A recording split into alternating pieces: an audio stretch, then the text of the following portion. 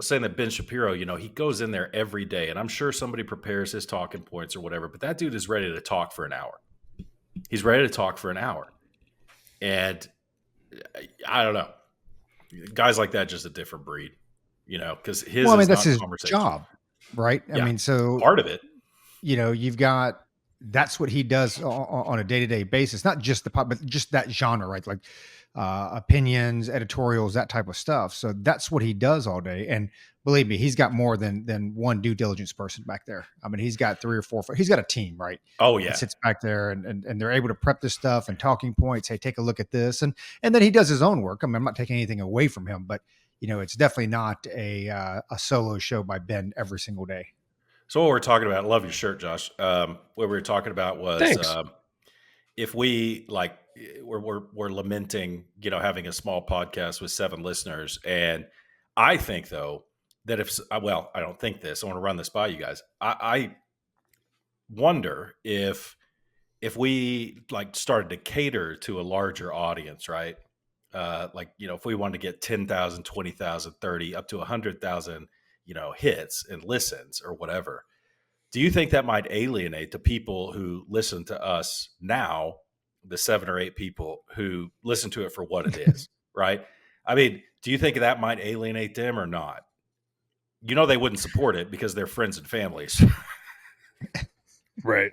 Well, I think it would depend largely on what we did to bring in a larger audience. Are we going to start towing the line and, carrying water for people that we don't necessarily care for, that we don't necessarily agree with? Are we going to change our opinions?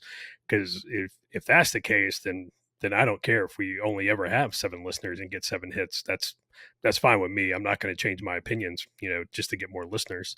I don't think it's our content that's the problem. I think it's just our marketing. I think it's the host. It's the host. Well, clearly it's the host. No, it's absolutely the host. Right. But I think, on a serious note, I think it's our marketing. I think we think we know social media algorithms. And we have sometimes we may have a decent idea about them, but we don't, and we don't know how to professionally market on social media. Right. And it's not just a matter of, it's not a matter you got to post this day, this time. Unless you are paying for ads, unless you are paying to promote your post, you are not at the top of anybody's feed. I don't care how much they click on you, how much they visit your page. You're just not at the top of anybody's feed. The people who are on, the top of Google on page 1, they're not there because they're popular. They're there because they paid to be there. Mm-hmm. So, I mean, we could get more clicks, more hits, and possibly draw in a larger audience, but it's going to cost money. Well, and that's the thing. Anytime someone advertises, because we saw this on Facebook, we'd sink a measly $20 in to boost a post for an episode or something that we thought was especially witty that we posted on Facebook. We'd pay a little bit of money and you get more impressions, right? You get more impressions. You get to see how many likes there were, and there were definitely more. But anytime you're investing those big bucks, like Josh is saying, the top of the Google search or the top of the Twitter feed or whatever the platform is, you're making a gamble. You're making a gamble that this $20,000 I'm paying for this one post is going to get me that much in return. So, I mean, it's all a game, like Josh said, but I believe it, not necessarily a gamble, but it's a business decision, right? Is this going to make me money? And I think it does. I mean, let's be fair here. We don't market jack. We come up with a couple crappy Facebook posts like once or twice a month. And, to what Josh said, that's a prime example why, 1, we will never get elected to any major office. And 2, our podcast probably will not grow very much beyond where we're at because I don't think we toe the party line. Now we all have 3 different opinions, but they kind of are what they are. And we formulated our opinions based off our reading, our interpretation. And I'm fine with it. I'm like Josh, if we want to have 4 people and that listen to our podcast and my kids after I'm dead, then, that serves its purpose. So, for the listeners out there, I've got some really bad news for you. We did not go off the air. We are still here and we are going to pump out another episode. It's just been busy, right? I think this is the first time we've all 3 been together in almost a month. Yeah, almost a month. More than that, because More Luke than and a I month. recorded with just us prior to that. So it's been Oh yeah, it's been that's right. Because I listened to it on my drive. So yeah, you're absolutely yeah, right. yeah, it's been a month and a half. I think the other thing is, obviously this kind of goes back to your social media manager. Your social media manager sucks.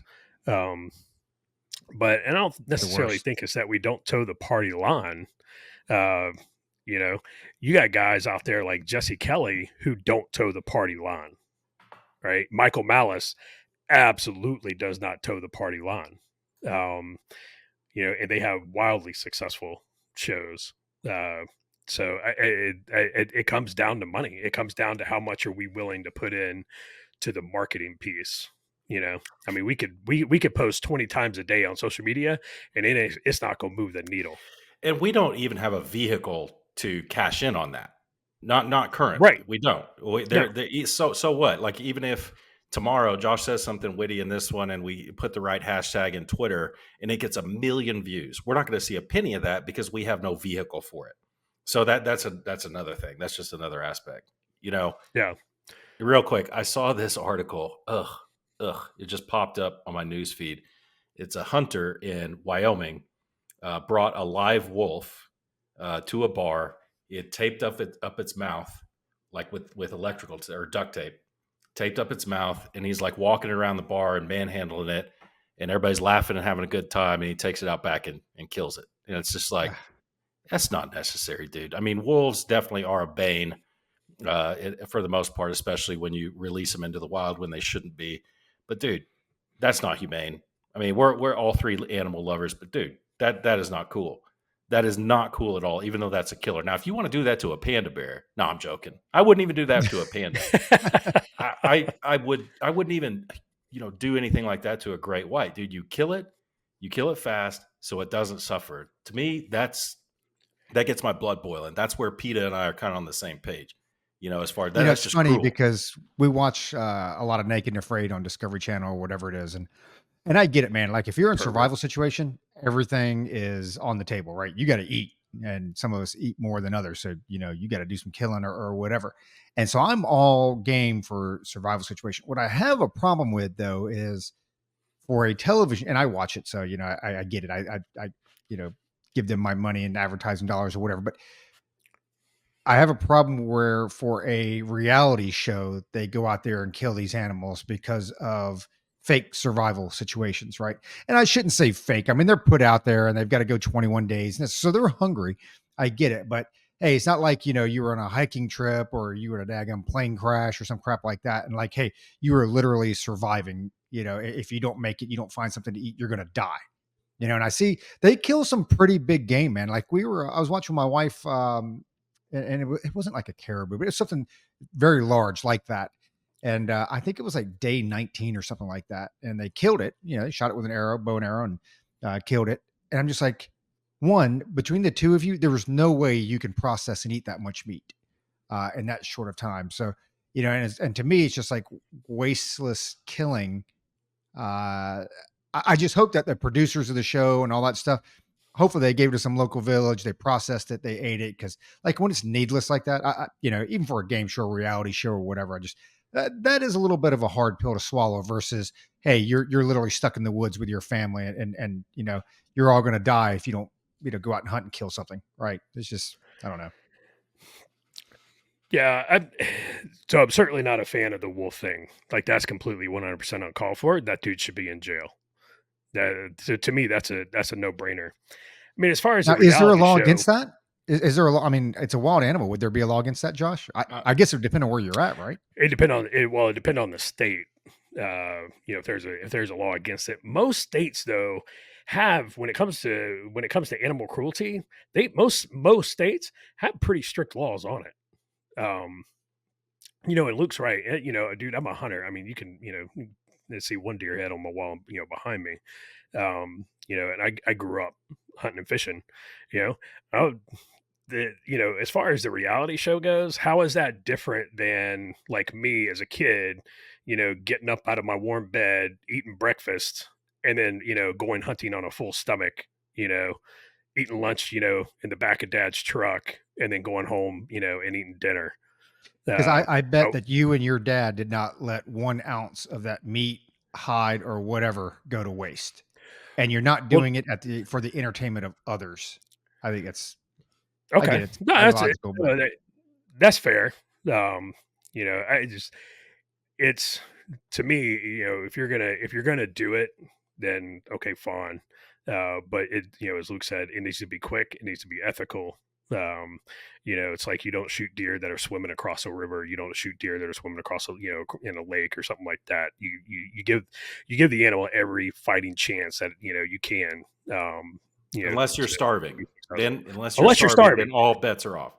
Oh, bro, when you're in a survival situation and you're legit, like, if I don't do this, I'm going to die, bro, all bets are off. Like, dude, turkeys that are on the roost, done. Deer, hey, you're swimming across a creek, you're up to your neck in water. Sorry about it. Hey, Easy man, it's shot my for lucky me. day. Make Yeah. so I sure that didn't know And that. so So I didn't know that you don't shoot deer like in the water when you're hunting.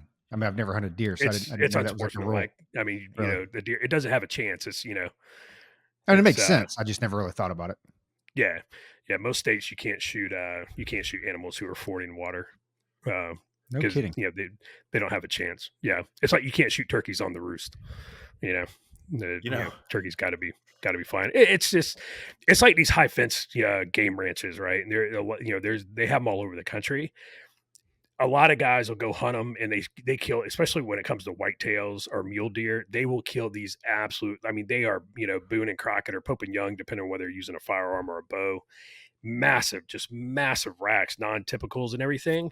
And then you come to find out they killed it on a high fence ranch where they basically ran it down into a corner. It has nowhere else to go. And so it's like, okay, you did it, but you kind of get an asterisk next to it. It's like Barry Bonds' home run ball that broke Hank Aaron's record. Okay, yeah, great job. Yeah, Going there's down an this road asterisk again, next to huh? it, brother. I told you all about Going down hunting. this road again. I told you all about hunting in Europe, right? I think I covered that. Where they Yeah, don't hunt like we do. Yeah, I didn't like that. Where it's all picket. And they yeah, have the dogs run them up to you. Now that's a good strategy for a tribe who needs the food. That's a really good strategy. Sure. But what really killed me, if for those that didn't hear, what really bothered me, I should say, is when you kill the animal after doing that picket. They set people up, 50 yards, and we're aiming down like kind of a ravine, kind of down into a valley, and you can hear the dog down there barking, 400 or 500 meters away, and you could hear it moving up and down the line. They're driving the animals toward the picket, and I'm like, well, I've never done this before. I guess this is just the way they hunt. And those animals, they come running up to you, and you just shoot them, right? And it's like, God, I guess. But what really, really bothered me was when you shoot a deer, a pig, whatever it is, that doesn't belong to you. That belongs to the outfitter. And if you want the meat or the trophy or whatever, you got to buy that meat back from the outfitter. And that just did not sit right with me. I was like, you people are truly doing this just for sport. And I didn't grow up that way. It just bothered me, man. It's like, I don't know. Didn't like it. Didn't like that at all. Didn't like that picket hunting.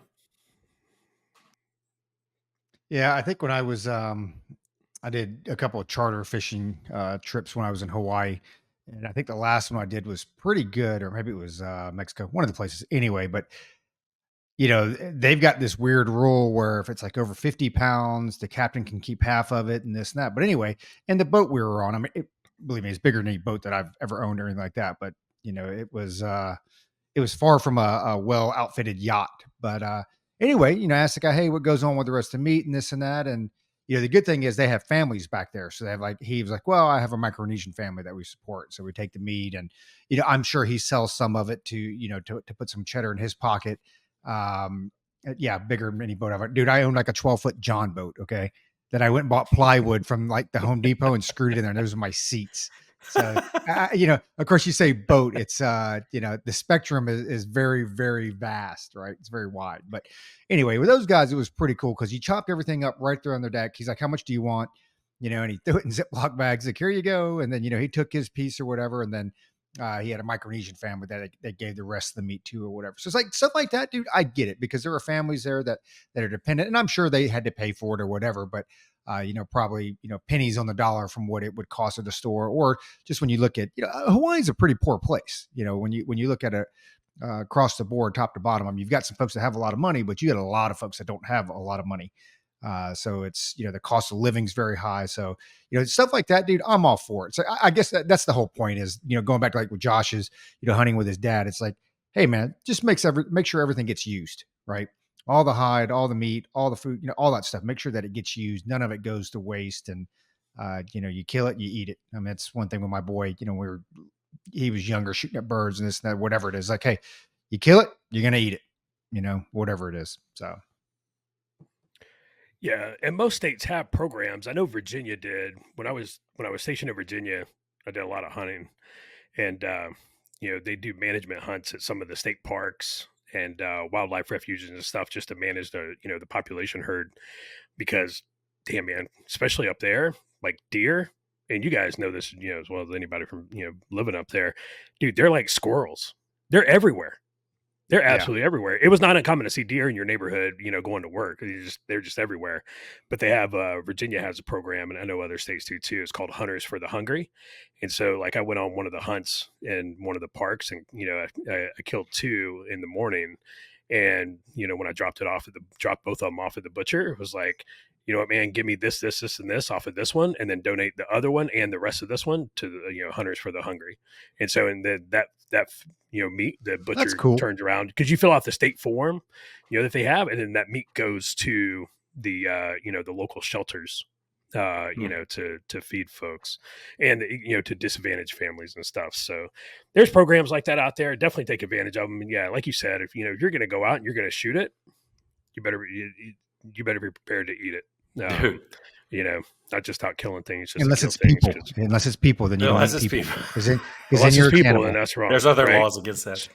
Yeah. Did you see the lady arrested in Florida today who said that God spoke to her and said during the eclipse she should go shoot at cars on I-10 or on the interstate? I'm not sure if it's I-10 or not. So she went out and started shooting at cars on the interstate. I knew something was going to happen. I knew somebody's going to freak out.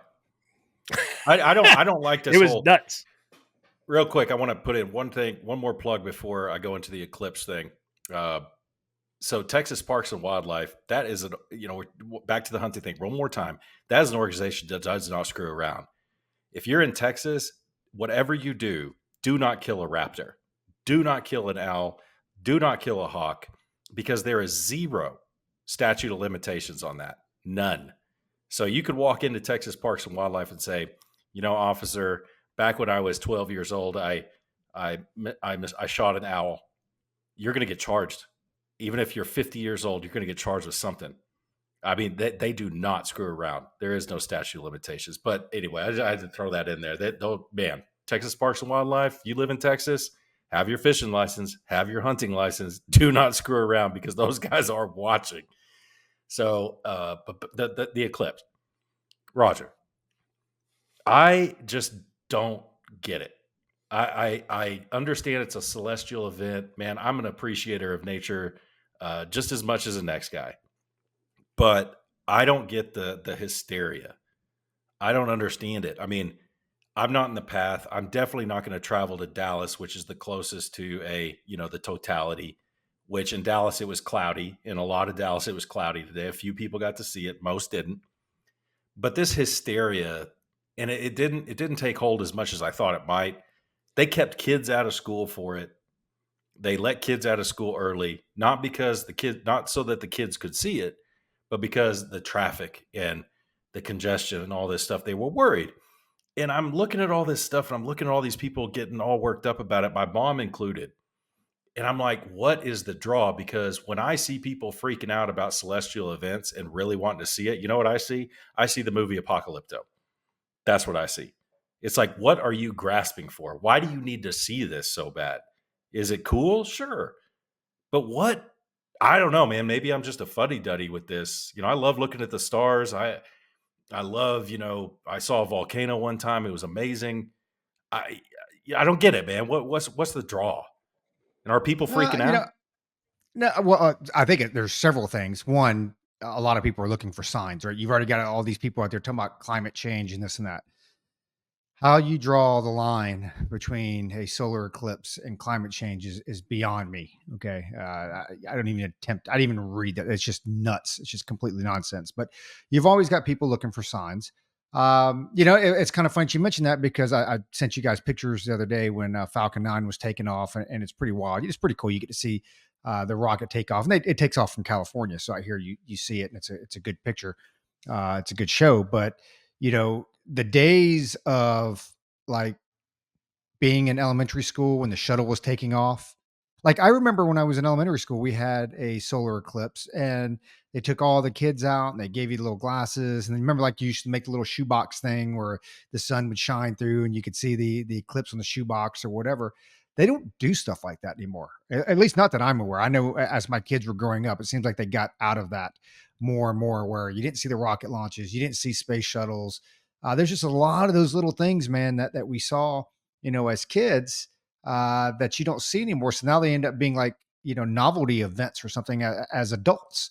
They're too busy, teaching about gender fluidity or whatever the hell it is in elementary school versus getting the kids out on playgrounds and hey, let's go take a look at the solar eclipse. But I get it. I mean, we went out there and I spent probably 5 or 10 minutes, and I think there's always not that there's a finality to it, but you never know when you're going to see it again. It's like Haley's Comet, man. When Haley's Comet came around, like I made sure I got to go out there and see that because who knows, man? Was it once every 75, 76 years? I think I was like 10 or 11 or something. I'm like, hey, there is a good possibility, especially at that age, like I might not be around to see this bad boy again. I hope I am. But it's like, I might not be around to see this bad boy again. Solar eclipse, not so much, but even like with the solar eclipse, you just look at when you get that total eclipse, because we have them, but depending on the part of the world that you're in and this and that, depends on how much of that you actually get to see or don't see or whatever. But I think there's there's a little bit of a draw to it because like, hey man, you may never see one again, but there's three or four, there's 3 or 4 different reasons for it. I think the people draw what they need to from it. I still go back to, and I tie this back in with the Falcon 9 launch. We were all out there taking pictures and this and that. And I just like, I remember, man, like with the space shuttles and wheeling the TV in there and, the countdown and that piqued a lot of people's interest. They want to go into that kind of field or whatever it is. And they just don't do any of that stuff anymore. So, out here, fortunately, we got lucky where the weather was really good. Clear, it's Arizona. So cleared skies, no clouds or anything.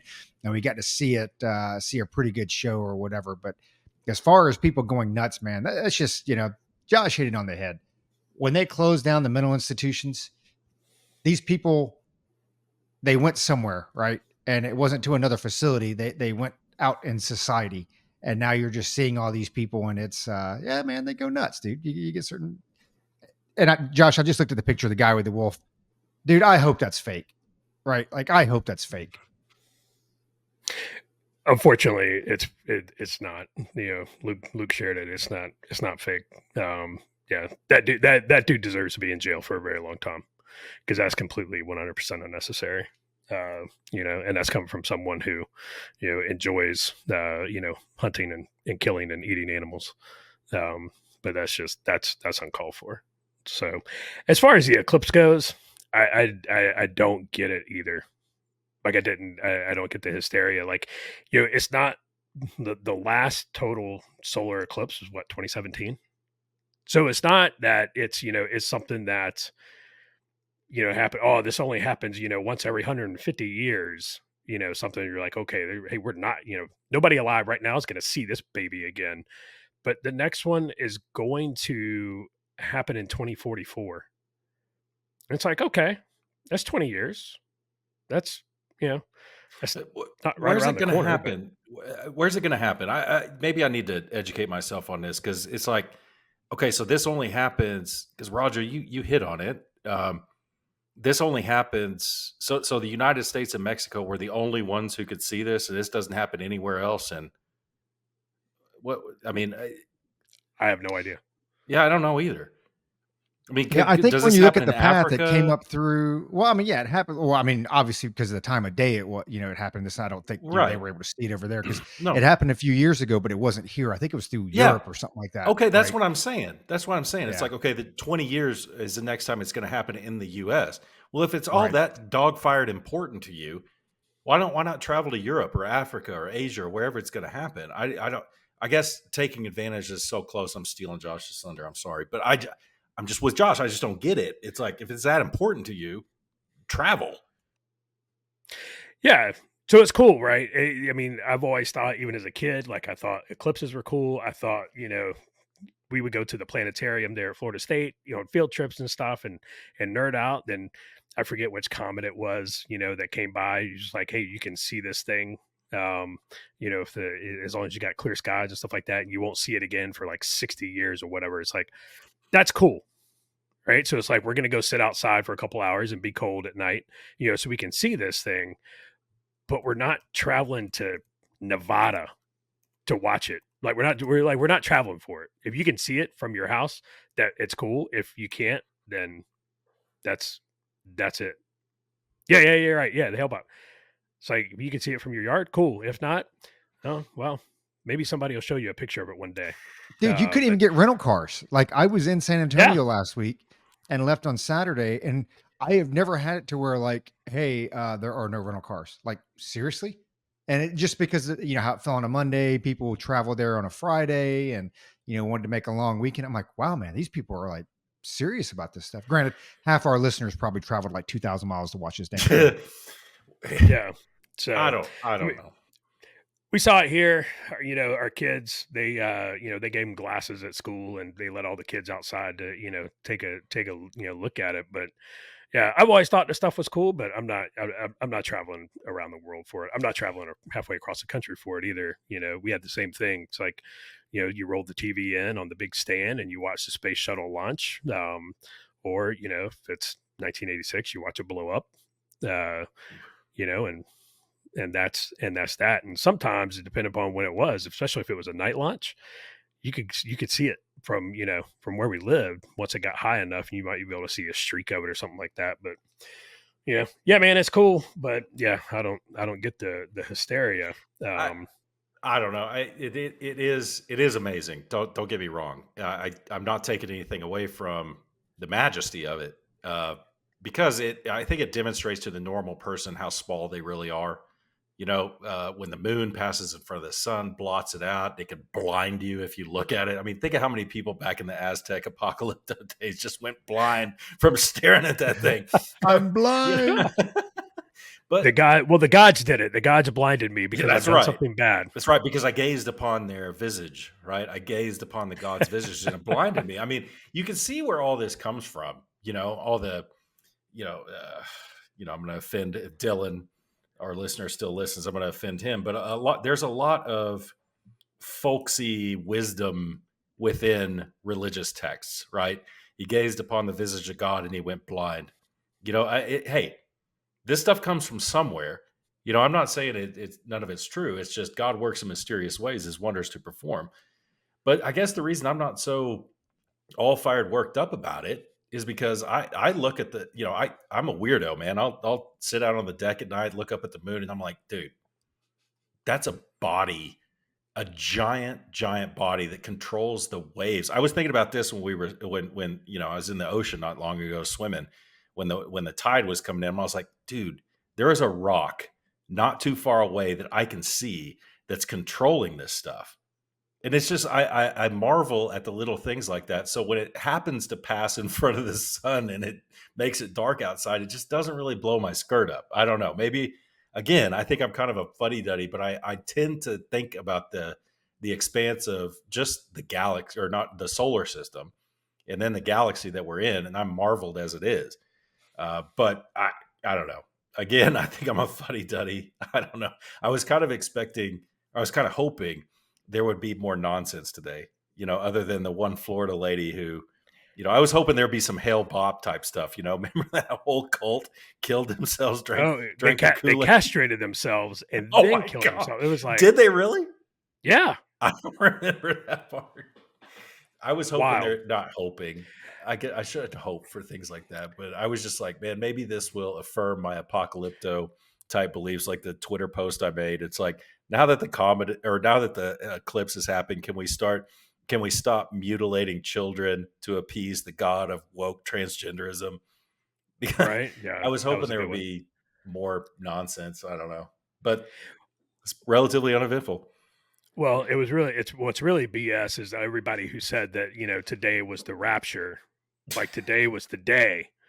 And, it's like, well, you guys suck because it didn't happen and now I got to get up and go to work in the morning. I was kind of hoping it's like, hey, today's the day, man. I don't have to worry about some stuff I got to do later this week for work. That's good. Hey, today's the day. I don't have to worry about, getting the yard done again, anything like that. Like it makes everything kind of simple. But And we still managed to throw together an episode just in case. that's right. Alas, here we are, and I'm going to go ahead. And I'm not a betting man, but I'm going to go ahead and bet that the rapture's not going to happen tonight. We're going to wake up tomorrow morning, and we're all still going to be right here.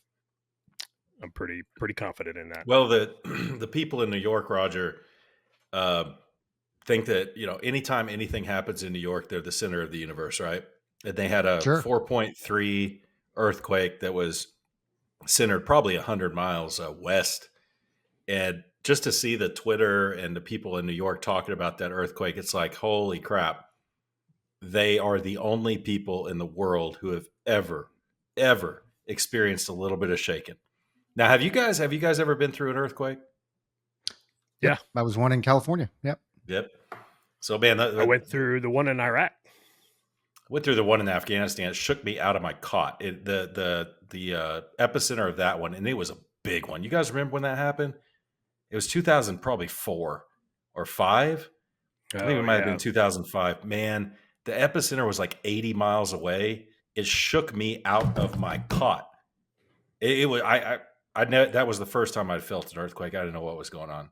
Well, that would be scarier too, though, because you're in a war zone and you're not sure what's going on. Exactly. It's like when I was in California, I only felt one or experienced one, and it wasn't huge. Obviously, California's still there, but you kind of felt it, and it took you like half a second. You're like, oh, okay, it's an earthquake. It'll be over in a couple of seconds. But I'd imagine in Afghanistan, man, it's like earthquake was probably the last thing. It was probably the farthest thing from your mind, of what's going on and what could be happening here. You went through another one because remember when we were in Virginia Beach when that one DC. happened. Oh yeah, man, that was a good one.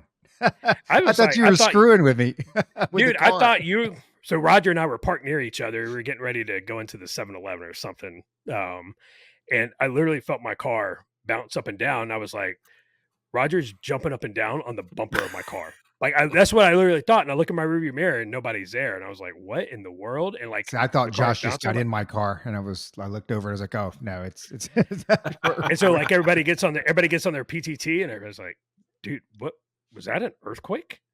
Yeah, that one. And then I was in Iraq for the one, I think it was 2017 that hit. I was walking from the office to my chew and I started stumbling around, through the parking lot. And I was like, I thought it was like, I was like, man, I didn't think I had that much. I didn't think I violated General Order Number 1 that much. And then come to find out, like everybody starts piling out of offices and chews. And it was like, what was that? And it was like, well, either the Iranians just nuked us somewhere or that was an earthquake. What was that, like in June or July? Was that in the summer? Yeah, it was in the summer because it was hot. Because it was after I left. Yeah. You might have already been gone. Yeah, I think I missed that one. Yeah, that was a pretty good. It was a 7-something on it was a 7-something on the border with Iran and Iraq, just south of Sulaymaniyah. I think was the epicenter. Yeah, we got it in Erbil, dude. It grabbed your it threw me on the ground. I was like, oh shit! Like I legit thought I drank too much. I think that of any, occasionally you have those moments in your life where, okay, I have no power. I was in the first one I really had, I think was, okay, if you've ever been swept away by a riptide, right? There's this feeling of absolute helplessness. I am not in control of the situation. And I think earthquake is the number one for me. It truly humbles you as a human being. It's just like, okay, there is nothing I can do to stop this. I am absolutely at the mercy of nature right now. There's nothing you could do. There is nothing you could do. It's not at least with earthquakes, though, they're fairly quick, right? So it's like, by the time your mind gets wrapped around, it's like it's over with and it's done. You're like, oh, wow, it was an earthquake, whatever. Problem with New York, man. Well, it's not even New York. I get to the point and I hate it for people that, have their houses destroyed and things like that. I mean, always hear about hurricanes, whatever, but I hate when we have significant weather events because by God, the news is going to cover that for the next like 7 days. It's like, can we please, especially with like hurricanes? Okay, I get it. We got to track the hurricane. Whatever happened to just like putting the little box up in the corner of the TV where it just kind of showed you where it was at and where it was going. And I get when it hits, right? But that when a hurricane, and we're getting ready to come into hurricane season here in a couple months, when a hurricane's coming through the U.S., the Southeast, like that is going to be the news for the next 5 to 7 days. And I think that's one of the only times where I actually just turn it off. I'm like, I just can't watch any more of this stuff because it's, you'll get every expert in the world on there, and then the climate change, and it's like, hey man, guess what? Newsflash: we have hurricanes every year, right? And it's crying wolf. I was thinking about that with the eclipse today because I've a lot of family in Dallas. My wife's family's there, and they shut down the schools. There was like not a state of emergency, but like FEMA had all their warnings out. It's like traffic's just going to be snarled and everything. And turns out it wasn't that bad, right? And they started planning for this like 4 weeks ago. So it's crying wolf a little bit. Nothing happened. People, oh, nothing happened. It's okay. And I go back to the hurricanes where I hate that too, where it's just like, well, this one's going to be category 4. It's going to do all this damage, and it gets clicks, man. That gets views. It's constant. And then it turns out to be a category 2, and it's just bending some trees and stuff. So people get complacent, and then Katrina rolls through, then Andrew rolls through. And, Sure. Josh is rolling his eyes like, what do you guys know about hurricanes, man? Josh has talked about hurricanes a lot, and he's been through them. But Josh, like the crying wolf thing, I think it might put people to sleep. Like if you're sure it's serious, how far out can they be sure that this is going to hit, its landfall is 4? Because almost everyone, like Roger was saying, you see it's 24/7 coverage, and they're covering it like 5 days out. This is going to landfall possibly a category 4. How, in your experience, Josh is the resident expert on C3 in this category, how sure can they be and how far out? Because I think they're calling this way too early, and then it ends up being a category 2, and it's just nothing, and it puts people to sleep. Like, are they doing the right thing? Am I all off base here? I don't know. I think there's a little bit of both. And when it comes to hurricanes, right, being a Floridian, been through a handful. The problem with the hurricane thing is that they generally get the landfall location wrong, and the landfall, and like you said, the power, what category is going to be at landfall, they generally get it wrong. It's really hard to tell how powerful that storm's going to be at landfall until about 72 hours out. Once that thing is within that 72-hour window, then it's pretty, hey, this is more than likely what it's going to be. Now, where you run into the whole, like, is it going to be a category 2 or a category 3? Okay, well, that means, are the winds going to be, are they right on the cusp of being a 2 and 3 and they drop 5 miles an hour and now technically it's a category 2 as opposed to a category 3?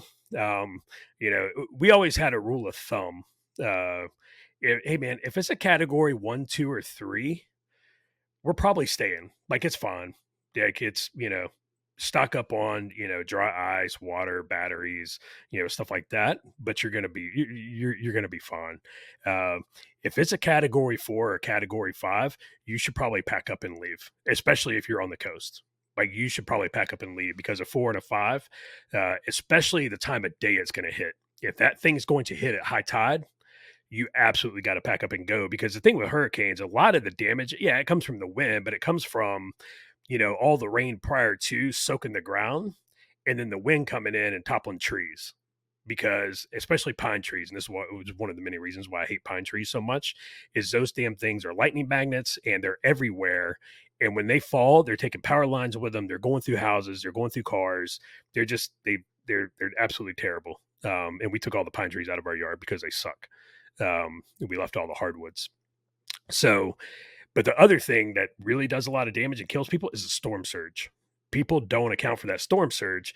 That thing hits at high tide. It's pushing 20, 30 feet of water inland, and it might go a mile inland.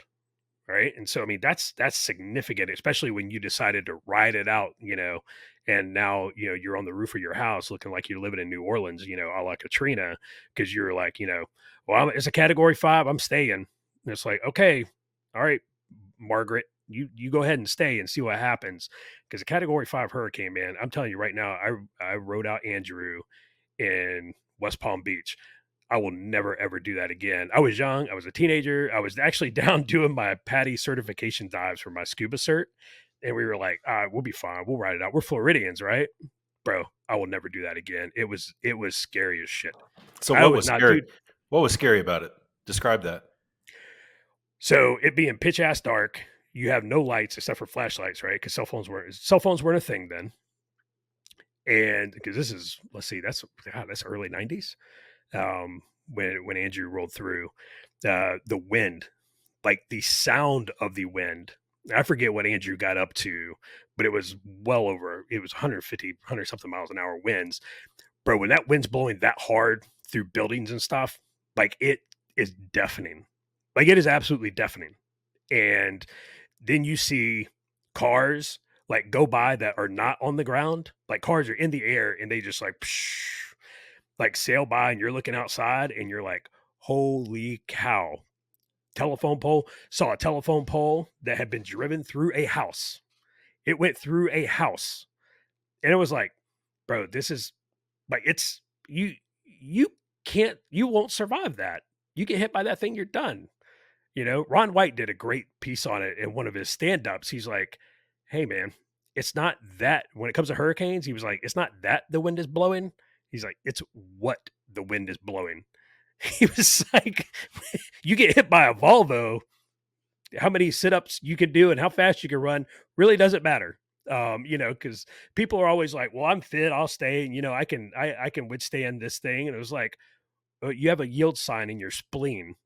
Like what are you doing? So yeah, But man, you would ride out a category 4 though, right? I know you would a 3, a 4. Would depends. you stay for a 4 or would you? It depends on where I'm at. Like where we're at. So where we're at in North Carolina, like Let's say you're down in Florida. Let's say you're back at your hometown or whatever, category 4. In my hometown?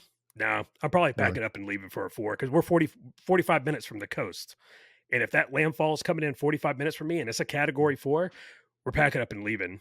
Because it's either that or you're going to live like Tom Hanks in Castaway for the next 2 or 3 weeks. Like, dude, just pack your shit up and go. Go up into Georgia somewhere, go up into Alabama, go find you a campground, go Airbnb a RV or, go, get a hotel for, a week or so. Cause you're going to be fine. It's okay. Nobody's going to make fun of you. Nobody's going to think you're weak. Because here's the other thing. Here's the other thing though. It also brings out the aftermath of the hurricane. It brings out the looters. And it brings out people price gouging. Right. So it's okay. So you were fine for the hurricane. You survived it. Okay. Oh, you need to go get gas. Well, great. You can't. Right. Because gas is now, $8 a gallon. And you need some plywood or something like that. No. And you can't leave your house unless you got a rooftop Korean, because you leave your house like somebody's stopping by to loot all your shit. It's just squat. Well, I feel bad for the folks that can't leave, right? I feel bad for the folks that can't afford to leave. That's they have nowhere else to go or what have you. Which, by the way, did you know that New York, I think it's New York City, do you know that they have a limit on the amount of gasoline that you can store? What? Not surprising. It's not to prevent hoarding. I'm almost positive it's New York City. I think outside of what you have in your vehicle, I think it's like 2.5 gallons. It's what? Like 2.5 to 5 gallons. Yeah, it's stupid. Oh, because my. they're talking about. Bro, I've got that much for my lawnmower. Yeah, dude. Yeah, no kidding.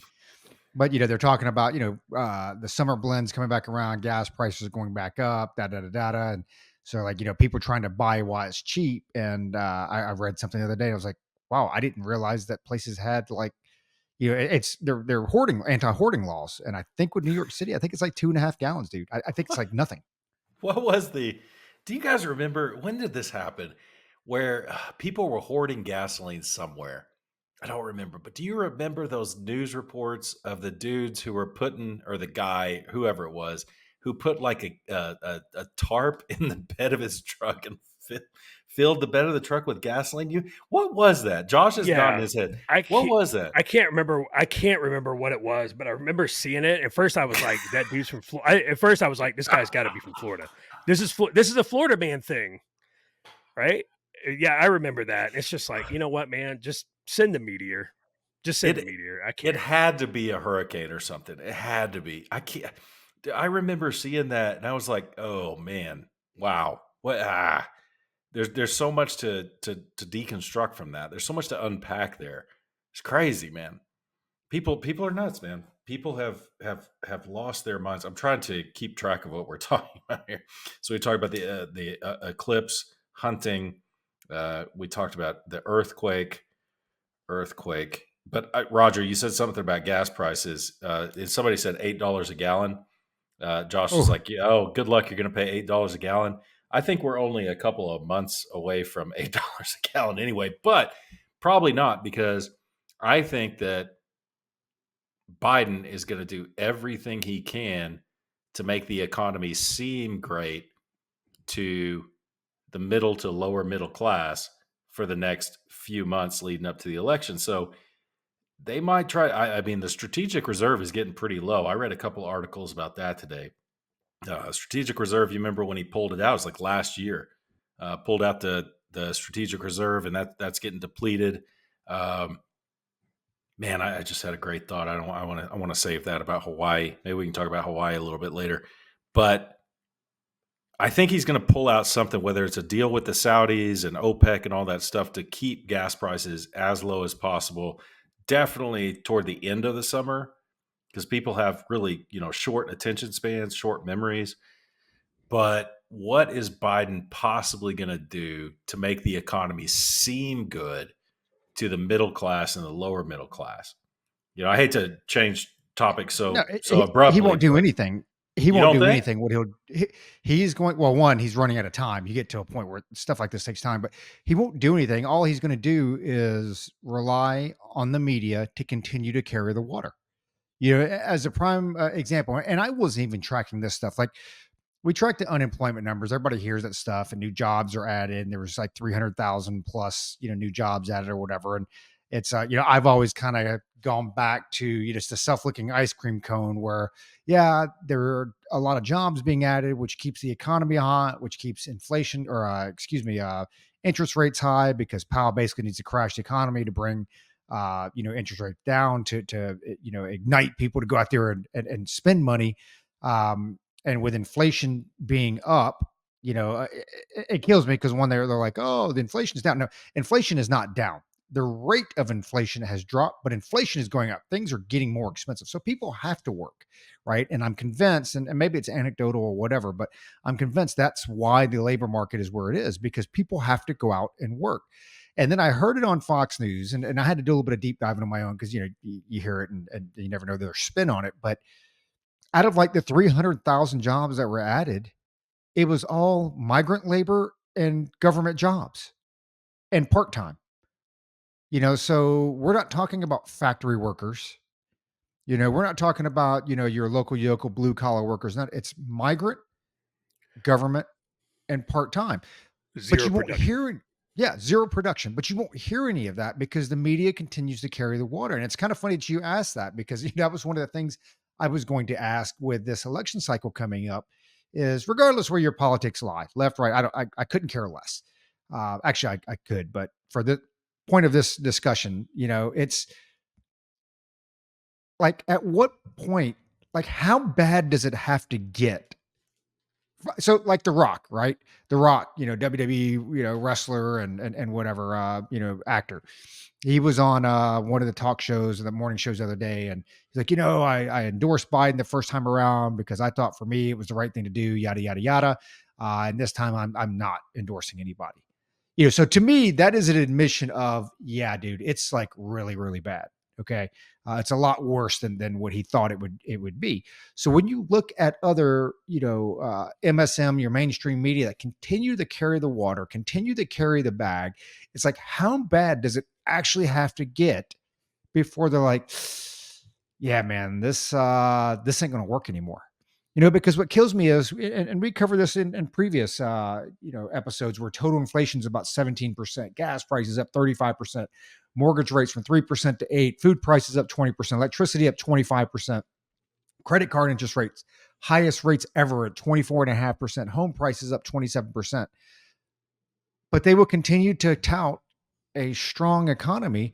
And at what point do they say, man, we just can't do this? I mean, I don't even understand why they're carrying his water right now as it is anyway. I mean, because I know what I'm paying at the grocery store. Like, I just don't get it, man. I don't get it. So is there a point where the media says, yeah, man, we just can't do this anymore? No, because it's Trump. I'll kick it at Josh, or you were kicking it at Josh, but they're not going to do that because it's Trump. They're not. They're going to continue to gaslight because it's Trump. No, you're absolutely right. To answer a couple questions, how bad does it have to get? It doesn't matter how bad it gets. It really doesn't. Until the establishment decides that it's Biden's time to go, the media will carry his water because that is what they are told to do. Right? Remember the ESPN interview? It's come out and it's like, oh, well, that was scripted. But like, could you imagine? And I don't necessarily agree with Woodward and Bernstein's politics, personal politics. Could you imagine being like, hey guys, you can't run this story. You cannot do this because it would, it paints the boss in a bad light. Right? Could you imagine telling Woodward and Bernstein that, it's just the media. We do not have a media in the United States anymore. We don't. There is not an actual media. What we have are government appointed mouthpieces, right? They might as well be standing next to what's her face in the White House daily press briefing and being like, hey, this is our talking points, this is what we've been told to say, and this is what we're going to say. It's straight out of 1984. So it doesn't matter how bad it gets to a certain point. Like they're going to they're going to say what they've been directed to say. As far as why they're doing it, Luke's spot on. It's because it's Trump. It's because it is Donald Trump. I guarantee you, if Mitt Romney was in Trump's shoes right now, it's like, hey, Mitt Romney, hey, it's going to be the GOP nominee, it would be a different story right now. There would be a different story. You would still have some people out there, like, oh, that guy's going to put y'all back in chains, saying nonsense like that. But it would not be to the point where, it is now. Because if you remember back when, kind of, what was it, maybe the end of last year, beginning of this year, the primaries are still going. And it was like, hey, man, it's kind of anybody's race right now because, you still had, Rogers pick Nikki Haley, and Ron DeSantis. No, I'm just messing with, and you had Golden Boy, RDS and stuff like that. And they're like, oh, okay. And some of the media started to question Biden. Right. Remember that? It was like, hey, maybe this guy is getting a little old. Like, hey, the economy is like there's some dark undertones, under this. Like not everything is, what it seems to be. As soon as, folks started dropping out of the race, it was, oh God, okay. Oh no, we can't have Trump will destroy democracy. He'll break the glass and he will shred the Constitution in front of our eyes. Like, so there's your media. They will never stop carrying the water for Biden as long as Trump is in play. So that's what it is. Yeah. As far as the oil reserves, they're not going to get refilled there. So it was 638 million barrels. Biden took out 291. We're at 347 right now. And they were supposed to replace them, right? They were supposed to replace them at 10%, but they can't do it because, like Luke said, oil producers have gone back to their summer blend, which is more expensive. And he can't do it now because he goes in and starts buying it now. Gas prices are they're going to go up even more. And dude, an election year, president can't have that. An incumbent cannot have high gas prices in an election year because that is something everybody feels. Not everybody feels, high airline fares and stuff like that, but everybody feels price at the pump. Yep. I get real tired of on both sides of this. This is the last election. Unless our candidate wins, this is the last one. Democracy is over. I get real tired of that type of talk. I mean, there are. I believe everything is incremental. I don't think the I do think the nation's going to hell in a handbasket, but I think it's going slowly. I think it's very incremental the way that is going. And if Biden gets reelected, whatever. I don't think it's the last election. I don't think democracy is over, but I do think it's a step in the wrong direction. I will say that, given how absolutely crazy to the left the Biden administration has been. They're not moderate in any sense of the word. It's just kind of nuts. Now, Josh said there is no media. There's no mainstream media. I tend to agree. Uh, I do think there is a media out there. It's just not mainstream, right? Guys like Glenn Greenwald, who I don't agree with all the time. In fact, I probably only agree with him about half the time. But I do believe that guy's an honest journalist.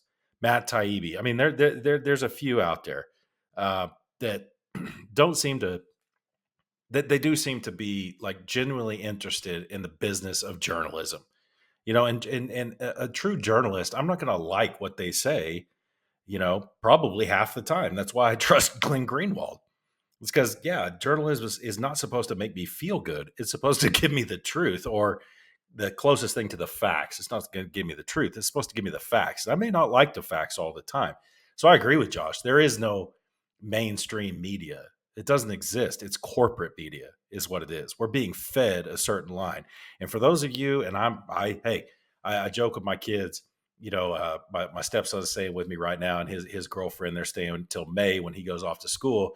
I turn on Jesse Waters, and I watch Waters World, and they're looking at me kind of sideways, and I was like, hey, I need my daily dose of propaganda to make me feel good. But I realize that's what that is. That's just there to make me feel good. It's there to reinforce the way I view the world. But when I'm done watching that, it's like, okay, now it's time to go back to reality. I know I'm being catered to right there. I'm being played, is what it is. So for those Fox News viewers out there, just realize you're being played. You're being played the same way those MSNBC people are being played. So I have these numbered. So going back to Dwayne Johnson, The Rock, my question, and y'all can address this or not, my question is, why did he come out and say that? Why? Why say that? Who told you to say that? Why say it? If you, how did that benefit him at all? I was just curious. Like, why come out and say that? You didn't have to say that.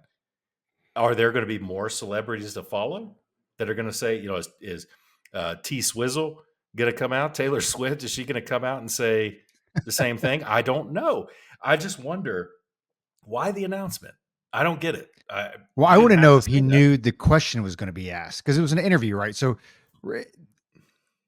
he, unlike Joe Biden, he may have gone to the interview like completely unscripted. I mean, but I would think, and you probably know more about this than I would think there are some ground rules, left and right limits. Hey, we won't ask this and that or whatever, right?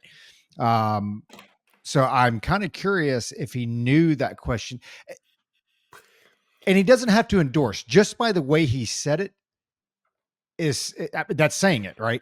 I mean, just by the way he's saying it, there's a difference between, hey, I'm not going to get involved in politics this year, and that's it, versus the way that he came out and said it. He basically said that I'm not endorsing him. I would love to trust that dude. I would love to trust Dwayne Johnson because he seems like, yeah, but he comes across as like this. Oh, he's one of the guys. I'd have fun hanging out with him. We'd have fun at dinner. But I'll tell you the reason I don't trust him. It's like, dude, just say you're on steroids. Just say you're on steroids. He has absolutely denied that. And it's like, come on, man. We all know. I mean, look at Joe Rogan. Like, Joe Rogan comes out and says it like probably every other episode. Yeah, I want TRT. It's like, come on, Rock. I would completely understand, but we're still living on way more than TRT. Oh man, we are still living in the shadow of Lance Armstrong and Lyle Alzado and all that stuff. And I just, again, it goes back to Roger. I hear you, but I think that he knew that question was gonna be asked, and his PR team and whatever decided to, or they formulated an answer for a reason. And my question is, what's the reason? But don't forget, WrestleMania came up. WrestleMania 2-day event. That's Saturday and Sunday. UFC and WWE have now merged under one company, and he sits on the board of that company.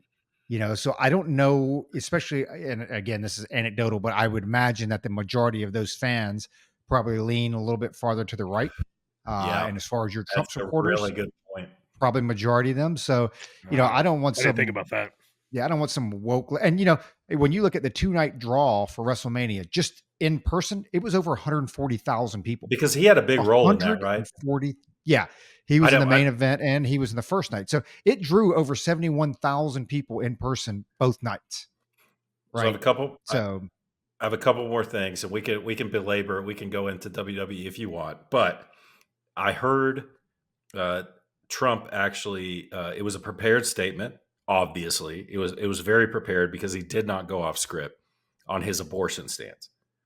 It was very scripted and it was very well done. Now, I think there's a lot to unpack here about his statement, and I don't know which one of you guys know his statement better, but he basically said, I'll kick it to you guys, but he basically said it goes to the states.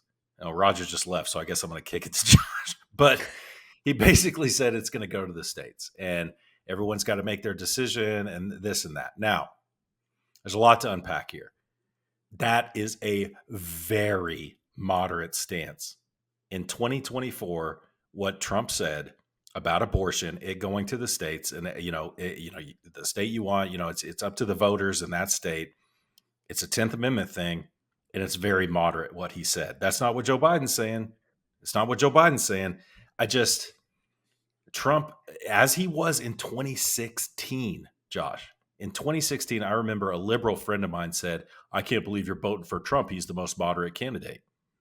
He's damn near a Democrat. And I'm like, well, maybe that's true, but he is a very moderate candidate. People can talk about MAGA all they want, but if you look at what he says and the stances he's taking, it is moderate. And Josh, I think this is a good move for him because if you're going to win this election, you got to win some independence, right?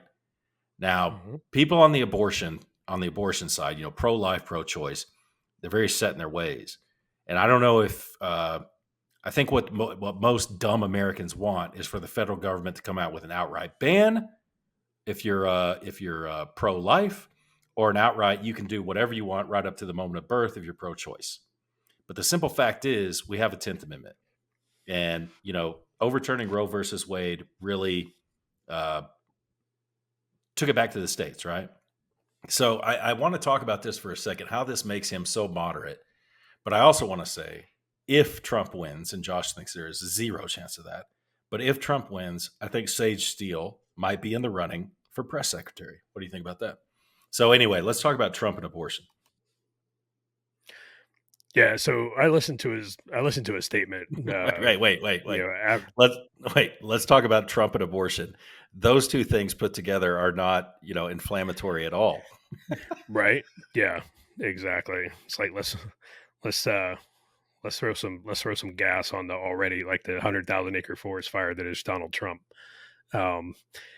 So yeah, Trump comes out and quote, the states will determine by vote or legislation or both, and whatever they decide must be the law of the land. Again, whether you like Donald Trump, whether you hate Donald Trump, that is the right answer. The Supreme Court got it right in overturning Roe versus Wade and sending it back to the states. It is a states issue. There is nothing in the Constitution that says abortion is a right. Nothing. Nada.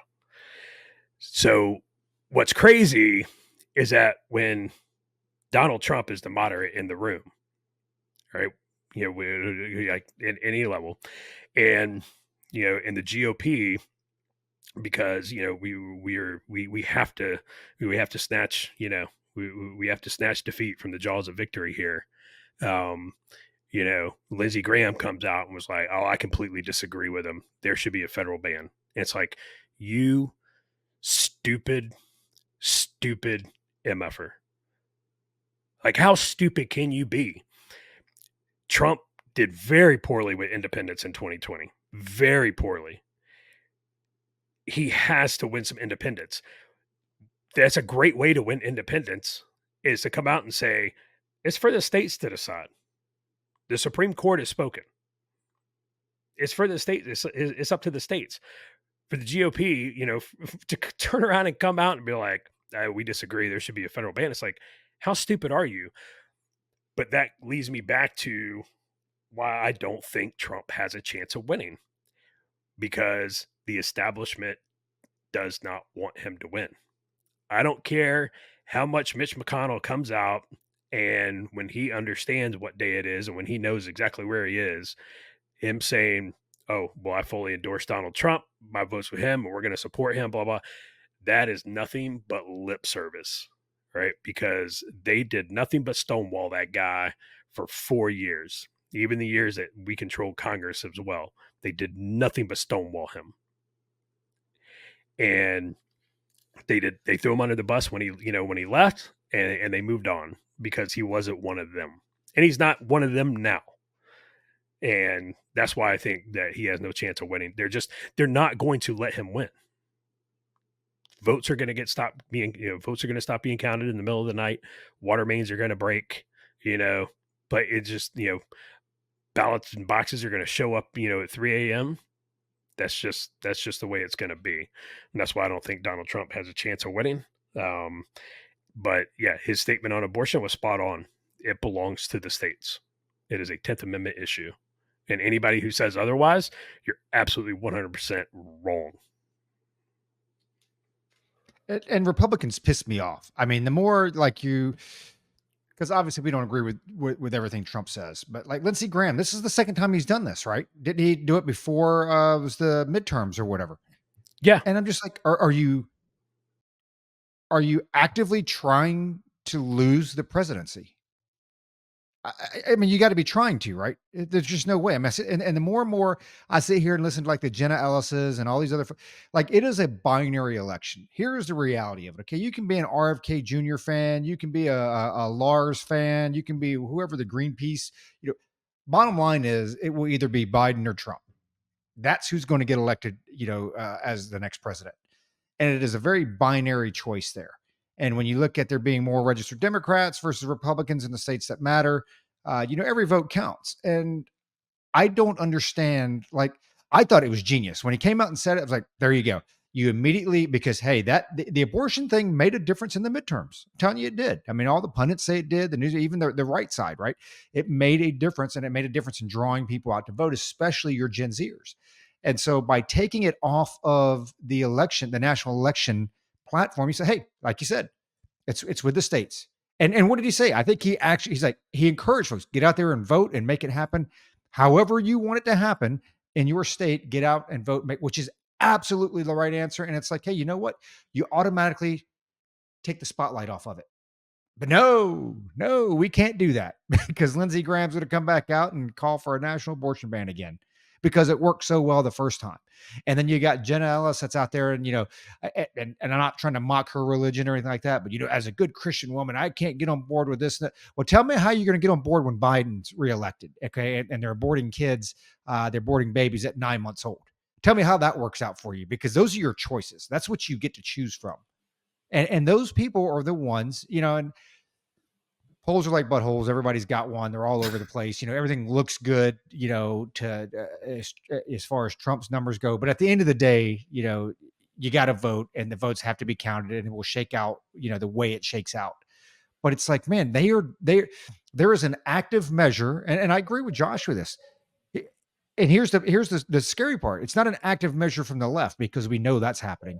There is an active measure from the right, a large effort to keep him from getting elected. And I think that it's not even just a fringe base. Okay, we're not talking about the Liz Cheneys and this and that. It's more of your quote unquote establishment Republicans. It's like, hey, let me break this down to you. When they say, when a Mitt Romney comes out and says, I just can't, endorse Donald Trump. You know what he's saying? He's saying he's going to vote for Joe Biden.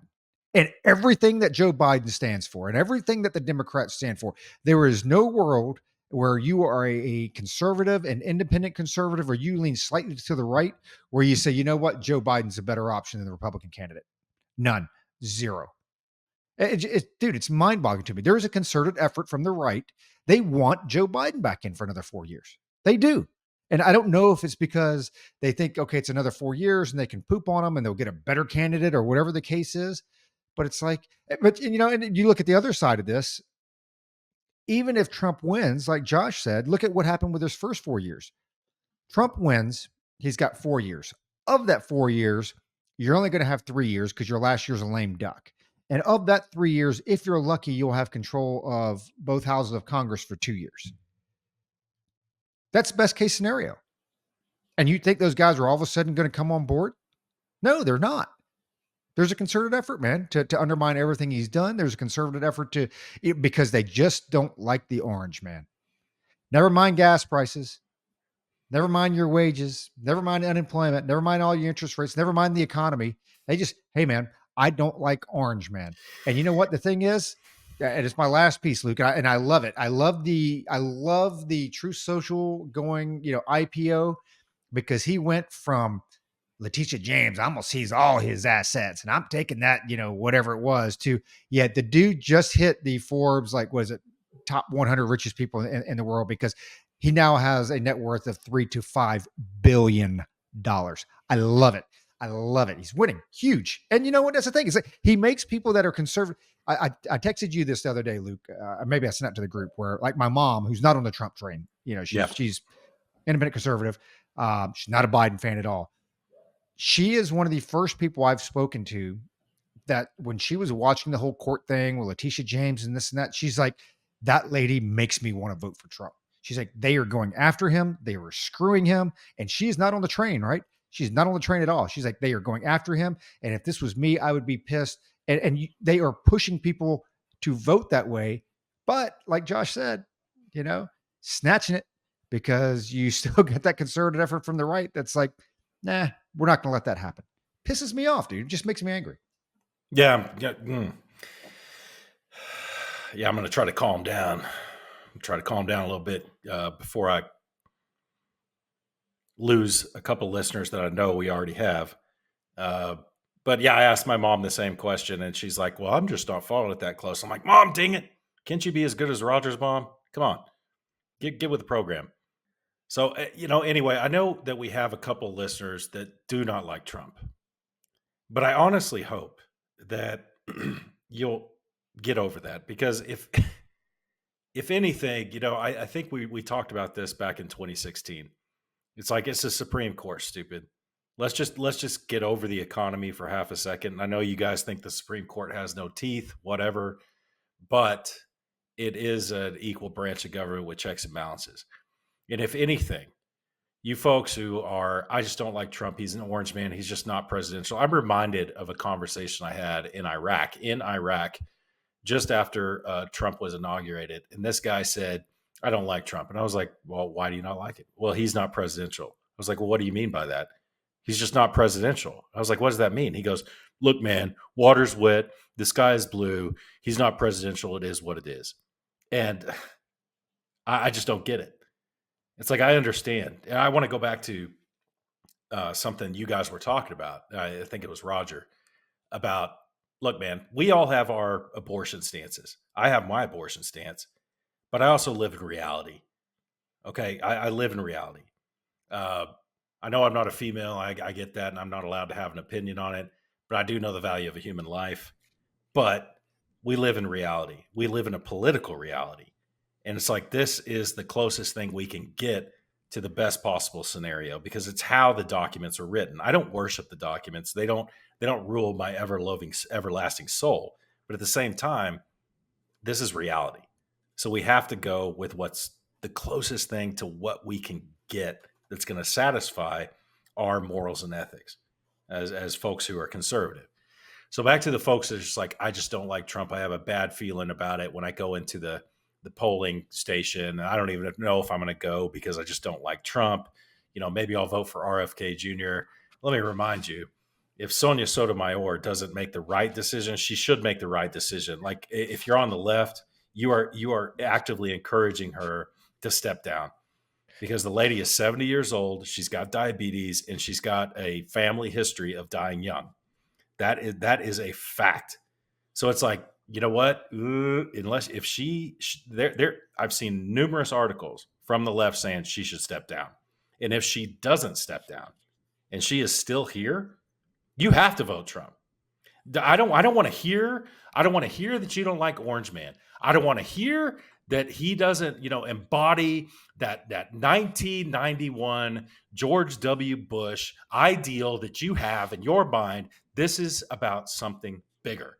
You have to vote for him. And it can't, and the second you think, no, Luke, you're wrong, I got to stick by my principles. What are your principles? What exactly are your principles? You have to vote this way. You have to do it. If you believe in that. I'm just done with it, man. I'm just done with it. Did you learn nothing from 2016? We got a lot out of 2016 when it comes to the Supreme Court. We got a lot. And I think that the three of us talked about that before we even had this podcast. It was like, no, man, there is no question. We got some aging folks in there, and we got to get an advantage. And that's what we did. And we got it. And now you're just like, I'm going to throw that all away because, he eats McDonald's and he doesn't look presidential. I don't know. I mean, okay, so I'm done ranting. I'm sorry if I've pissed off anyone in our audience. I know that there are probably 2 people that I've pissed off, and they know who they are, and they know exactly I was talking to them. Why hasn't the left pushed her out yet, like they did with Breyer? I think they're starting. I think it's starting. I think it's beginning. Just based on the news articles I've seen coming out, especially over the past 2 weeks, I think it's starting. Now, maybe they're confident that they're going to win, but I think that's a gamble, man. That's a gamble. Because it's not just winning; it's also the Senate. I mean, you got to make sure you keep that Senate majority, which doesn't look like they're going to do. Just because with Manchin retiring, it's a game changer, right? Manchin retiring and not running for that Senate seat again, dude. There's a lot up in the air in 2020 or 2024. Yeah, but West Virginia, I haven't looked to see who the front runner would be.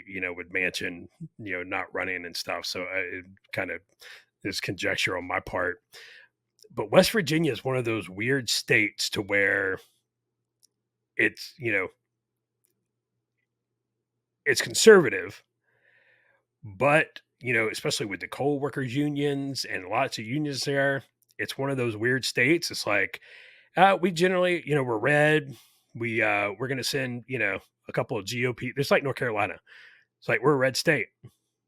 We elected pretty good margins 2 senators, both from the GOP, and then we elected a Democrat governor for for whatever ungodly reason. So I don't know any of these guys. Like, I don't track West Virginia, politics as far as the Senate race goes. But looking at the Republican and the Democrat candidate, it's going to be a Republican pickup. He's up by 40 points in the average polls. Holy moly! Yeah, it's insane. And I don't know any of these guys. Justice and Mooney, I don't know one from the other. Yeah. Well, that'd be good. And I mean, and Joe Manchin wasn't. That guy was not that guy. You want to talk about a moderate? I mean, he was pretty moderate. I mean, we even talked about him before. It's like, damn. It's like that dude. Like, it's been done in the past, man. But could you imagine? Could you imagine like a Ron DeSantis picking somebody like Joe Manchin as his running mate, and then running against Biden and Kamala? Dude, they would mop the floor with that. The establishment would lose their minds. Like they would lose their ever-loving minds. He came out and be like, "Oh, my running mate? Yeah, it's going to be Joe Manchin." Like, dude, both parties would melt down. The parties would melt down. But it would be amazing. It would be amazing for the people. That'd be a good pickup. We have to keep, at the end of the day, we have to keep at least one of the chambers. I don't think, I think the House, I think we're going to lose the House. We already, what our margins down to what now? 1, 2? And, I have to look and see which re-elections are happening, but I don't think we keep the House. We can't lose both. Because if we lose both, and then we also, lose the, we don't win the White House. Ooh, buddy, buckle up, because it's going to be a long 2 years, and I have zero faith in the GOP to, pick up any in the midterms and win in the midterms because they suck. So we're talking about West Virginia, and I think Manchin. I agree with you, Josh. Is super moderate for a Democrat.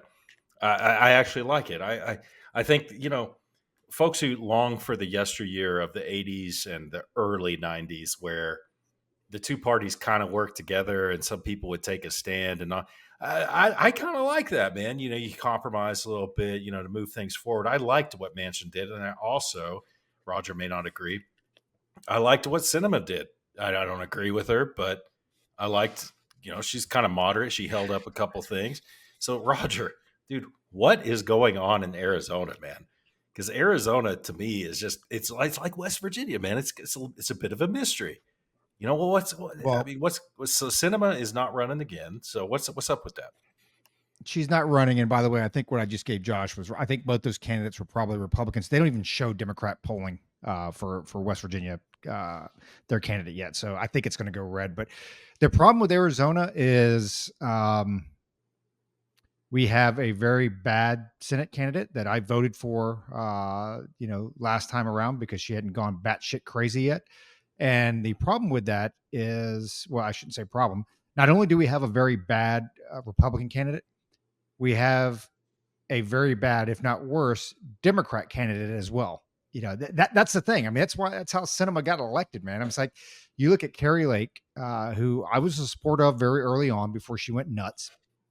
But like Josh and a lot of other people out there, like I'm done with the 2020 stolen election, yada, yada, yada rhetoric. Like that's still going on out here.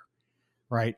And they're talking about fake electors. And then now Katie Hobbs and the AG are trying to get involved. Like, hey, maybe we bring charges. And I'm just like, hey, man, like, I think most people are done with that. Whatever side of the aisle you're on, they just want to move past it. Like, I'm done litigating 2020.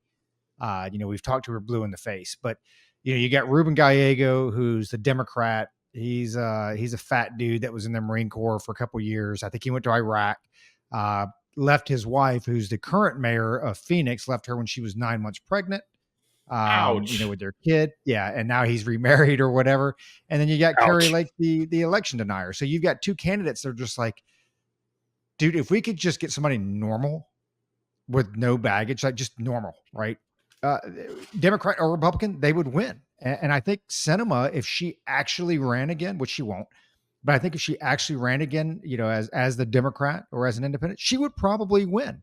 This will be it'll be very interesting because Arizona, I think when you get to ballots, like, and maybe we're just out of touch with people. Okay. Maybe we're just out of touch. Maybe I'm out of touch with folks because when you look at 2020 election voting here in Arizona, and Katie Hobbs is as far left as you can go, man. I mean, she is batshit crazy. Totally on the left. We've got a legislature on the right, or that's red. There's just no way that I don't know how that ballot looks. Like who goes in there and votes red for state legislature, red for treasury, and then votes Katie Hobbs for governor? It just doesn't make sense to me. It makes no sense to me.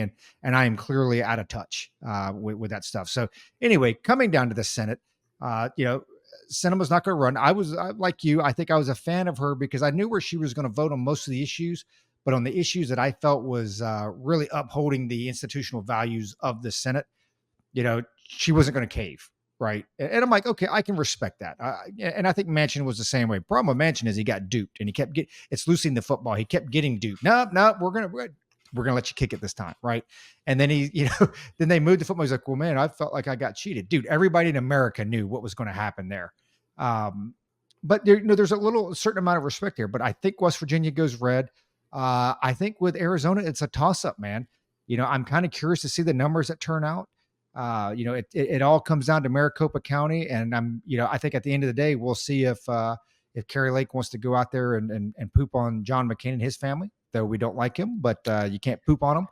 But at the end of the day, man, I don't know if you could actually have picked two worse candidates for Senate, both Republican and Democrat. Like this year would be the year for me to throw my name in the hat. It would. It absolutely would. It's frustrating because I see this coming up time and time again, Josh, you got Gallego versus Lake. It's like, what's the right choice? And I was telling my stepson and his girlfriend this the other day. It's like, I'll vote Trump because I have to, right? I have to. But can we we talked about this. It's like, man, I hear you, picking, if DeSantis picked Manchin, it would be a blowout. But I think it would be a blowout regardless of who DeSantis picked. It's like, why can't we get the candidates we want? Why can't that happen? I what I don't know. I don't know. It's like it just seems like a simple formula to me, but obviously, the levers of power within the RNC and all this stuff, it's frustrating, bro. Because people are emotional, and people, and you said a lot of times, like, a person is smart, people are stupid. Um, and Trump blew on the scene in 2016. Roger jumped on the train early. I was like, I don't think the dude's got a very good chance. I was wrong. I'm glad I was wrong, for the reasons that you spoke about, right? We got 3 Supreme Court justices. 3. And that's not counting all the federal appointments. I forget how many there were those, but 3 Supreme Court justices. Like, that's crazy. If a president, serves 2 terms, generally you might get 1, right? Maybe you get 1. We got 3 in 4 years. Thanks, Ruth Bader Ginsburg. Appreciate that. You know, doing your part. So, I hope Sotomayor. I hope she stays. And I hope Trump wins. And then I hope Sotomayor, forgets to bring her insulin to work one day, and to just nature takes its course. I just kind of, dude, wow, work its way out. Brutal. That was brutal, bro. This is why we can't get on a podcast network. So it, with the Manchin thing, those 80s, early 90s guys, and Manchin kind of be on. Joe Manchin, even though I disagree with, his party, and I disagree with some of the things he does, Joe Manchin is somebody who I feel like I could actually sit down and have a conversation with, and have a reasonable conversation with, and say, okay, well, here's what I think. What do you think? Okay, where can we find some common ground? There's zero common ground with Rashida Tlaib. There's zero common ground with Chuck Schumer. There's zero common ground with AOC and Ilhan Omar, right? None whatsoever. And Ayanna Pressley. There's no common ground. We can't even find a point where we say, okay, we're at least in the same grid square. Now, how do we cross the aisle and find a solution that we're both okay with? And we've said it before, the moderates are getting less and less, and soon people need to prepare themselves. In 10, 15 years, it is going to be Speaker of the House AOC. It's going to be Speaker of the House Ilhan Omar. People need to prepare themselves for that. And the Democrats are smart. They're smart. They play the long game. Republicans are stupid. They can't figure out what they're doing tomorrow. They can't even get on the same message on abortion, which is absolutely crazy to me. When they brought all of those Somali refugees and they settled them in one place, they knew what they were doing. They knew 100% what they were doing. When they brought all the Syrian refugees in and settled them in one place, they knew what they were doing. Same with Michigan, and Iraqi refugees. They know what they're doing. I don't think the Iraqi refugee, I don't think that worked out necessarily like they wanted it to with the whole, trans thing. But, by and large, it's helped turn Dearborn, Michigan blue, blue. You look at the city council now for Minneapolis. Oh my Lord. It's basically people who are crazier than Ilhan Omar that are on the city council. They run the city council, everybody. And you're like, okay. And people were like, oh, that's, how did that happen? It was like, because Democrats, they're looking over the horizon, and the GOP is not. I liken them to coyotes. I put in the chat there, I think Democrats are like coyotes. I agree to a point. They're smart, but I think they're more crafty than smart. If you've ever hunted coyotes, our listener, Scott, he and I have had some experience hunting coyotes, and because he and I were thoroughly humiliated by these crafty animals because they're so crafty. I mean, they're survivors, and yeah, smart's one word for it, but I liken them to a wild animal, like a coyote that's just one step ahead of you. They're thinking. It's not intelligence, it's craftiness. It's just Yeah, God, speaker AOC. Yeah, and that one really tripped me up. I was gonna say something else, but you said speaker AOC, and I'm just like, man, I could totally see that. So the UConn and Purdue game has started, and that Purdue player, number 15, I can't remember his name, looks like he might be a distant relative of Roger. Maybe. You know who I'm talking about, Roger? Whatever. So who's your pick? Who's going to win? Well, I want it to be. Oh, I want it to I be already know. Purdue. I want it to be Purdue so bad because we have a non-listener we call Blue Tick who is a UConn fan, and I can't stand this dude. And anything that would cause him pain is something I'm going to enjoy. And if UConn loses, that would cause him pain. So therefore, I'm rooting for Purdue. I don't know nothing about Purdue, but I just want UConn to lose. But since I'm so unlucky in life, Blue Tick will probably be happy tonight. So the smart money would be on UConn, I think. It was a pretty big sports weekend. So you had WrestleMania, you had the NCAA Women's Championship. I would tell you this, man. This is what I've learned, and I'm not a big WNBA fan. They lose money. I think Silver, the commissioner, his last report was they lose $10 to $12 million a year.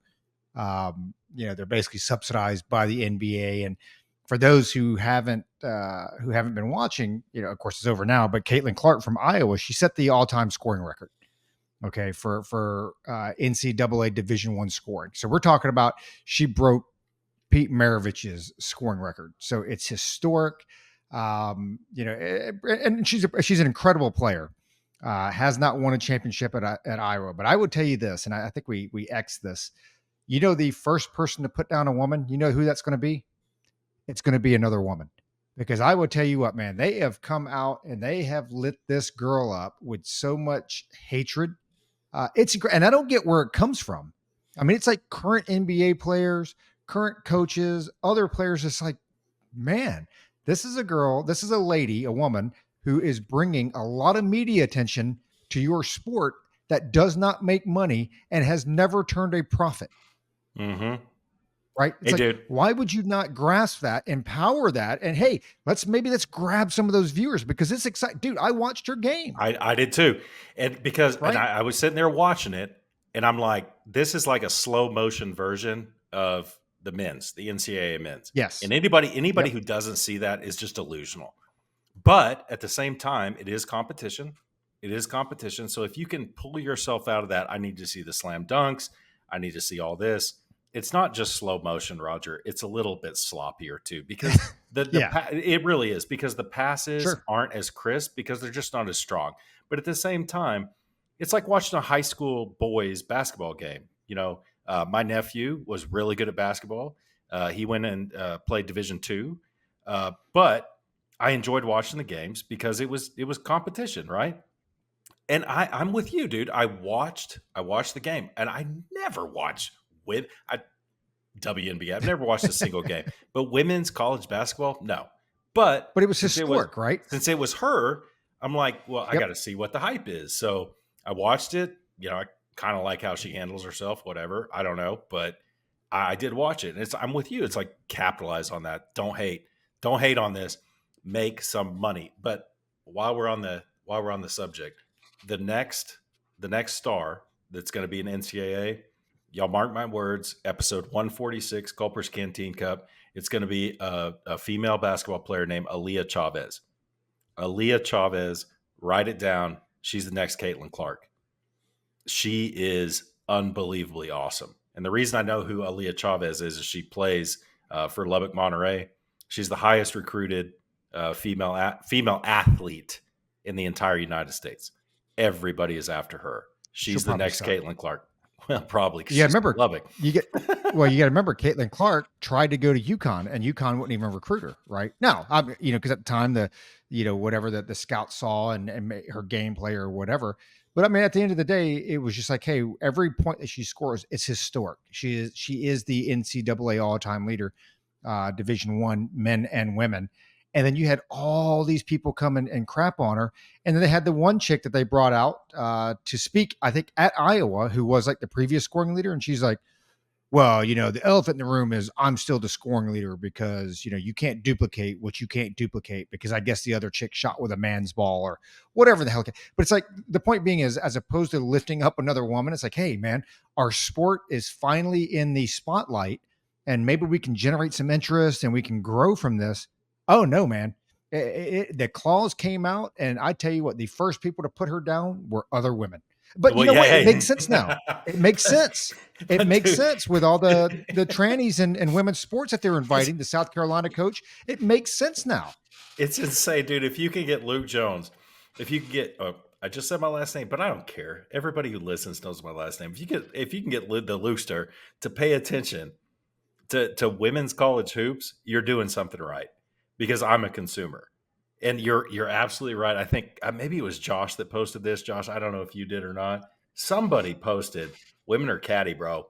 That's one of the reasons that there may not be a speaker AOC. It's probably a big reason there wasn't a President Hillary Clinton. Dude, women are catty. They hate to see other women successful. Yeah, dude. They hate it. So of course, Josh is sitting there like they play women's basketball. Like, yeah, it's a sport, Josh. No. So I had this Caitlin Clark person pushed on me against my will. When I was on social media today, people talking about her. I was like, well, I don't even know who this is, and I legitimately don't care. I don't watch basketball in general, and I damn sure don't watch women's basketball. So, it's like, okay, so some female college basketball player, I guess she's good against what other females. Okay. I mean, great. It's like, it's like the guy on the JV baseball team that's really good at baseball, and he plays with the other JV guys. And it's like, okay, well, you're the best JV player. All right. So if she's really good, then go play in the NBA.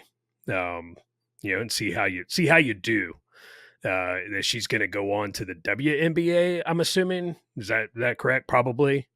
Well, a lot of people got pissed off because Ice Cube has already come out and offered her $5 million to go play in the Big Three, right? Which competes, it's a 3-on-3 tournament. And so before the final game was played, I guess they were trying to hold on to it for a while and they weren't going to release it. And then it got leaked. And that's when the women came out. Because I think the women, I don't know what they make in the WNBA. They probably make like a couple $100K or whatever. And they were going to pay this 5'5" white chick who is the all-time NCAA scoring leader for Division I basketball, men and women. And they were going to pay her $5 million to come play in the Big Three. That's when the clause came out. I don't know, Josh. I don't know why you hate the WNBA so much. Hey, dude, I like women. Obviously, I like women. I like jokes. Why would I not like the WNBA?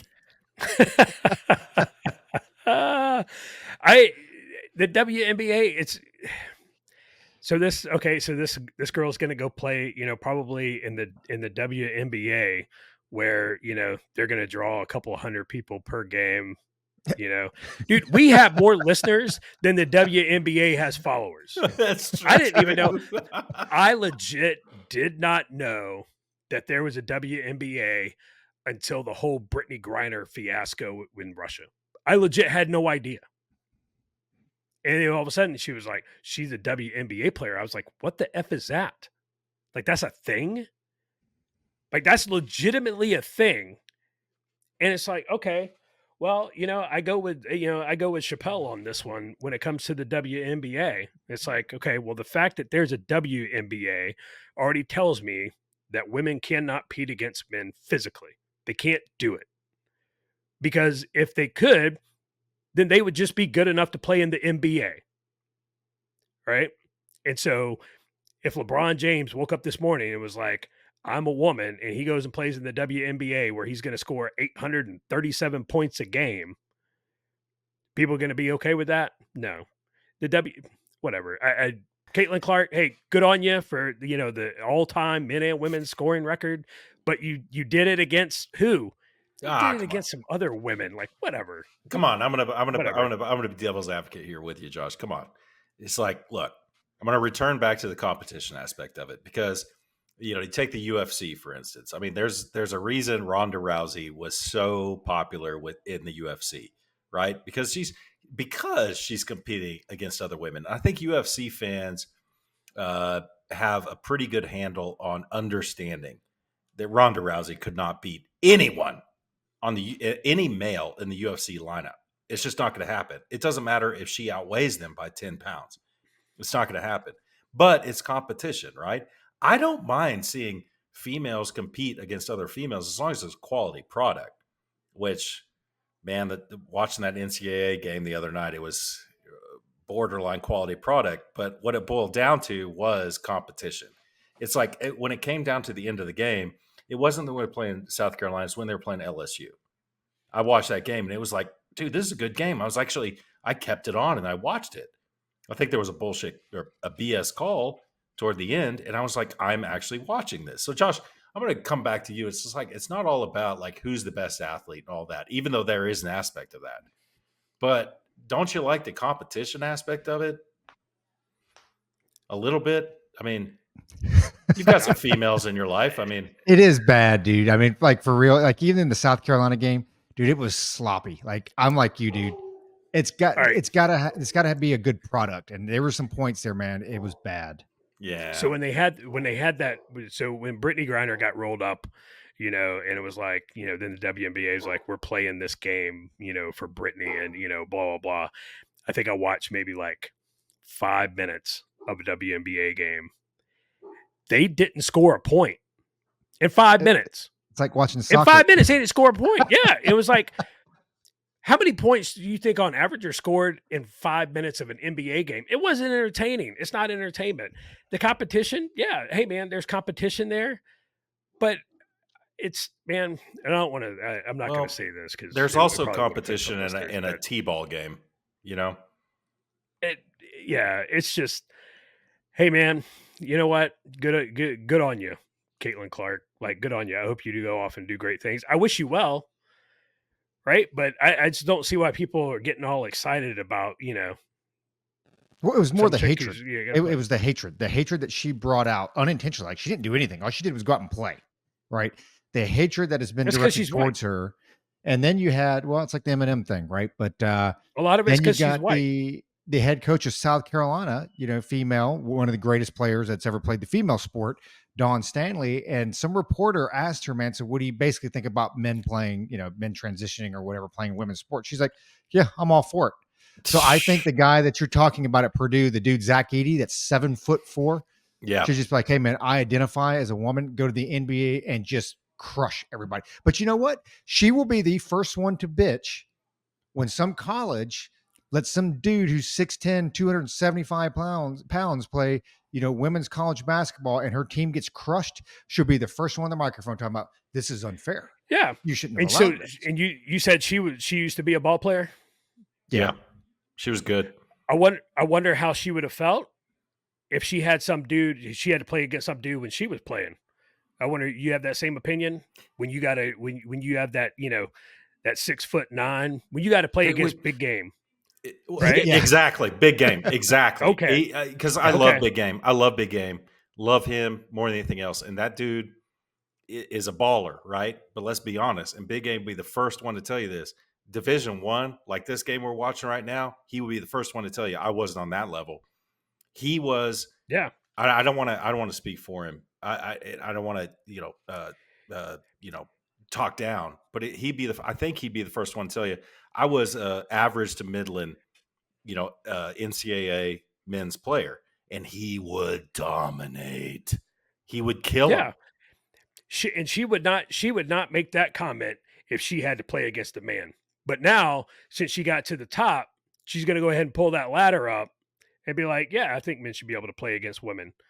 Well, how about you get in the ring with Mike Tyson? How about a boxing match? No rules.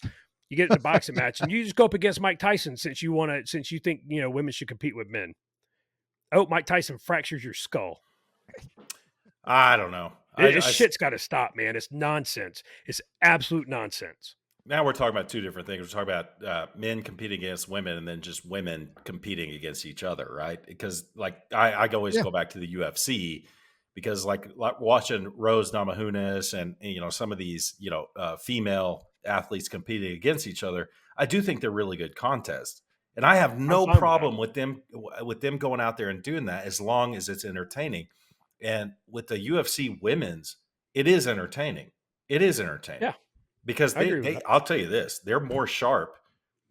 They're more sharp when it comes to fighting skills than the basketball because I don't know what it is, but like you were saying, Roger, the South Carolina and Iowa game was a little bit sloppy. It's whatever. When you're that's a whole team thing. You know, you get the power of the passes. You know, the speed of it. Mhm. But these women competing in the octagon, it's Oh not yeah, dude, it's as spot on. apparent. It's not as apparent. Now, if they were in there with a dude, it would be apparent and it would be Well, I mean, you brutal. watch like Ronda Rousey, who went to the Olympics, right? Like, Yeah, you look at yeah, her and UFC. I mean, she was dominating, and there was no, like you said, the product, and it was a good product, and there you didn't notice the drop off between men and women, versus any. I'm like Josh. I don't think I've ever. I'm not sure I've actually ever watched any part of any WNBA game. But I watched some of the girls basketball, and it's the yeah, dude, it's tough to watch. I mean, you've got a it couple is. good players. She's got some range. She's got some good shots, but the passing, the dribbling, I'm just like, man, this It's is like not even watching like high it's like school. watching third grade soccer. Yeah, I was gonna say it's like watching, JV men's basketball. It's the worst shit. The absolute worst.